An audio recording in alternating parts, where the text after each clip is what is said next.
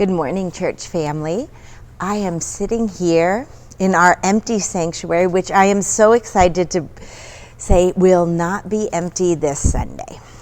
And I wanted to tell you something really special about this Sunday. This Sunday, we are welcoming our children and their families into the sanctuary to worship with us. And with the exception of the 4 p.m. Christmas Eve service this last Christmas, our children under age 11 have not worshiped with us in the sanctuary in 2 years, which means that some of them never have, and some of them can hardly remember it.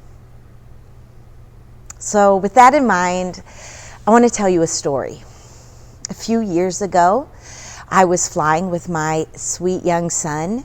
We boarded an airplane, we walked down the aisle, and we found our seats. 2 seats in a row of 3, and we sat down next to another passenger.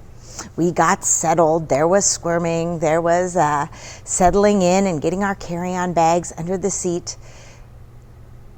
And the passenger looked at us, and you guessed it, pressed the call light and promptly asked to change seats. Now, I don't know what was happening with that passenger that day. Were they extremely exhausted? Were they very stressed out? Did they have a lot of work to do on the flight? I don't know.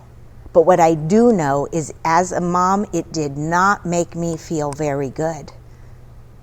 I was on edge for the rest of the flight, so preoccupied with keeping my child calm and quiet and still so that no other passengers would be disturbed. It was not very relaxing. Now imagine what might have happened if, instead of pressing the call light, that passenger looked at my curly-haired son and said, "Hi, what's your name?" And instead of asking for another seat, showed them how the tray table worked, asked him what was in his carry-on bag, looked out the window with him at the houses and buildings and cars far below. What would that have done for how my son and I felt on that flight and every other flight thereon forward? So this Sunday, when we welcome our children and their families, their people into the sanctuary with us, let's remember the passenger that pressed the call light and asked to be moved. Let's make our children and their families feel very, very welcome. We'll be wearing masks, but you can still say hello. You can still smile behind your mask at the child and at their parents and say, "I am so glad you are here." As they draw on the clipboard, ask them what they're drawing.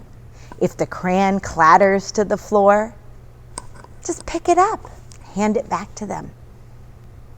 You might lean over and say, "This is my favorite hymn." Or, "Watch how Barbara plays the organ. Isn't it amazing?" When you sing, sing out, sing joyously. When you pray, pray wholeheartedly. Because this Sunday, when our children and their families are in the sanctuary with us,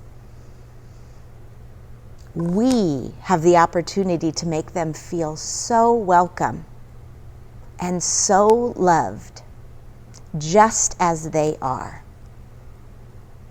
And I'll tell you something else. I want you to sing out. I want you to pray with your whole being, because our children are going to learn to worship our loving God from us. What a privilege. What a joy. What an opportunity. I can't wait to see you all on Sunday. And please join me in welcoming our children and their families to worshiping with us.